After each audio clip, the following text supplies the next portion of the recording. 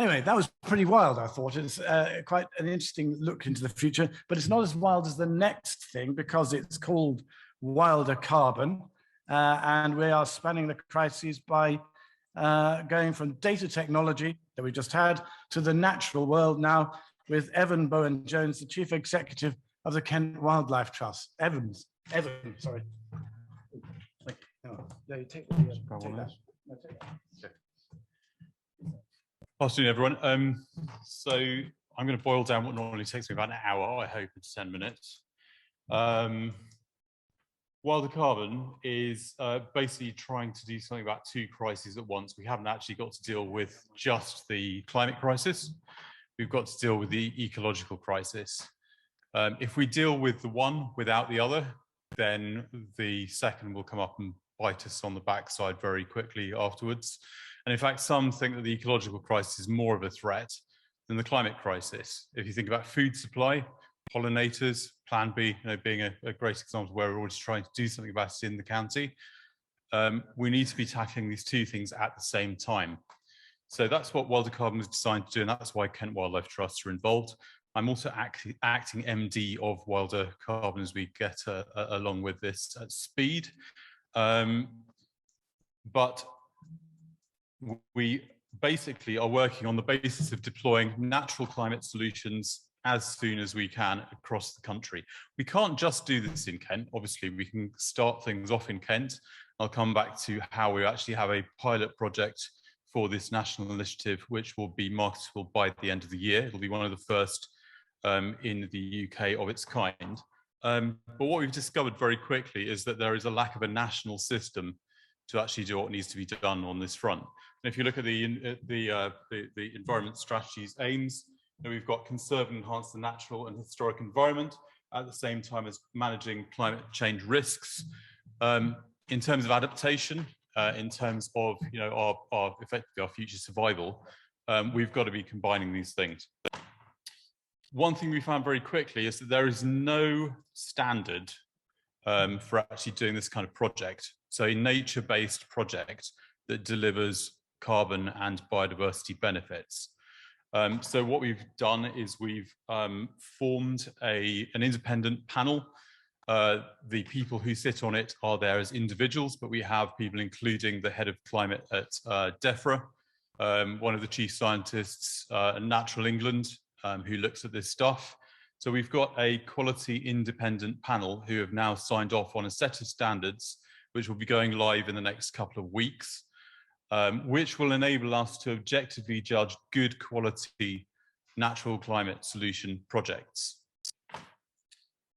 Effectively, what will that mean? Well, the whole mechanism is about coming up with what we call minimum defensible carbon estimates. What we're not trying to do here is maximize the money that can be made from a carbon scheme. There's going to be plenty of that going on. This is not what this is about. This is about making sure there's enough money on the ground for a given landowner to actually do what needs to be done in the long term to lock up carbon as we restore a natural habitat. It goes beyond trees, it goes beyond peatland, which is obviously in the headlines now as well, to all of those other habitats that Susan was talking about, species-rich grasslands, coastal zones, where we've got salt marsh, etc. Salt marsh is probably actually a better way of locking up carbon than even peatland. We can restore salt marsh, and we're going to have a lot more salt marsh soon, and make the most of it. Then actually we've got a major way of locking up carbon. We've done some calculations recently, which will be coming out in the next couple of weeks in a major report we're releasing, that by 2050, so in line with net zero, we could lock up the equivalent of between 15 and 20 years worth of UK aviation through this kind of project across the UK at an entirely feasible scale, taking up a relatively small amount of land, in addition to the stuff that we need to do in terms of reducing our emissions as well. So it's about sufficient revenue to actually get the job done.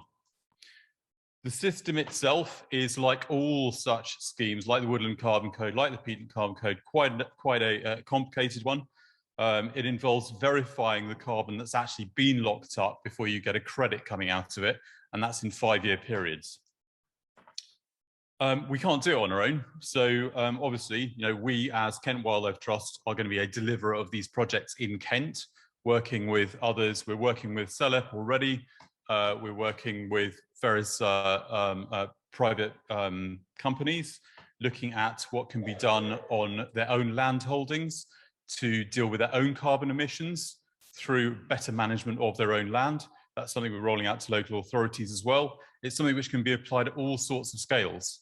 So this is something you can do with your own land holdings now, but it takes time to do, and it can be applied across the entire country through the network of conservation organizations we've already got. So this is, making use of the network of agencies we have with the skills already there, working with third-party landowners, working with farmers. It's about a community of practice to deal with the scientific challenges, the legal challenges. This isn't something that is simple, but it is something that's entirely doable, and we can get going with now to actually reap the benefits in the 2050 timeline.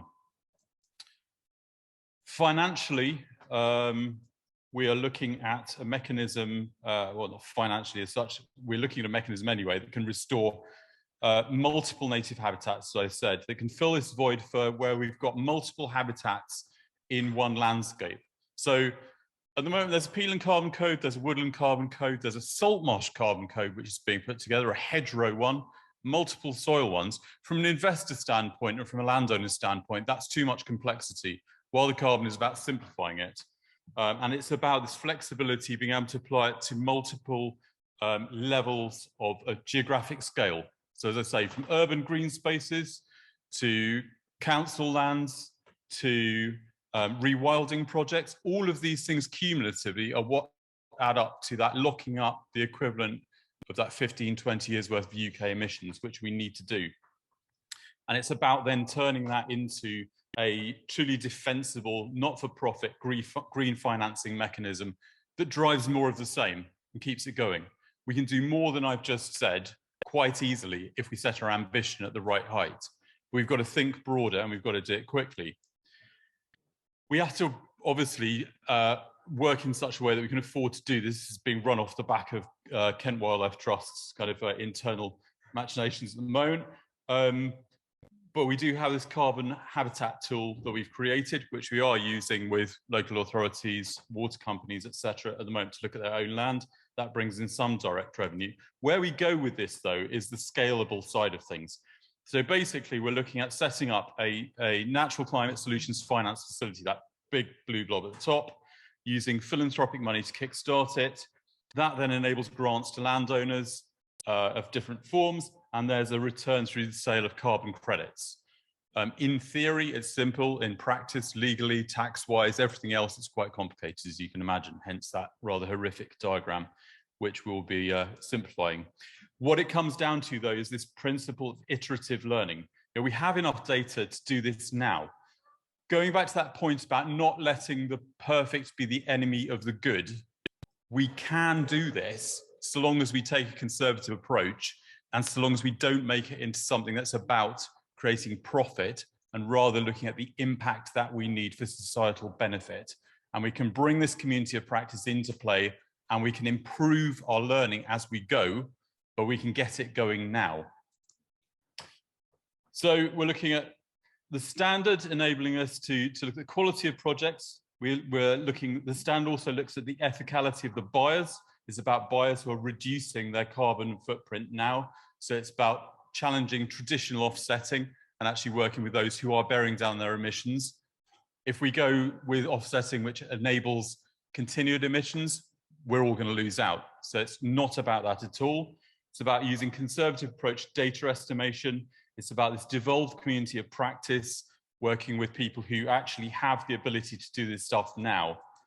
And we've got government funding, which enables us to get it going. Beyond that, though, what we're looking at pilot level in the next 5 years is those kinds of numbers. So locking up just shy of 400,000 tons of carbon in sort of near to 2,000 hectares as a starting point to demonstrate what we're doing. First pilot will be in Kent by the end of this year. We have a golf course, which is basically rewilding itself, which we'll be applying this to and selling credits from. And we have another one in Somerset, which is lowland peat, and that'll be the first lowland peat project in the country, again, selling credits by the end of the year. We are open to discussions about further investment. Thank you.